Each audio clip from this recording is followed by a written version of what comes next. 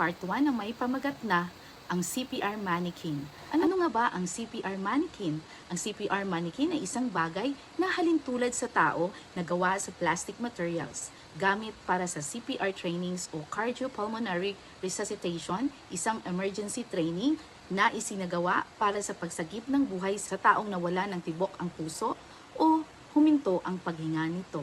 Ito ay kadalasang nangyayari kapag ang tao ay na-cardiac arrest at nalunod.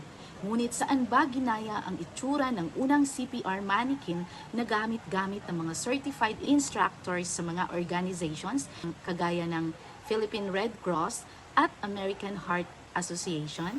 Ito ba ay basta na lamang nabuo at hinulma gamit ang katang isip? Ang sagot natin dyan ay hindi. Ayon sa ating source, ang first CPR mannequin ay may pangalan na tinatawag nilang Rescue End. Ito ay nilikha noong 1958, molde ng nilikha base sa itsura ng isang bangkay na dalagang babae na nakuha mula sa ilalim ng Seine River sa bansang France noong 1880. Akalain mo yun? Para sa ating part 2,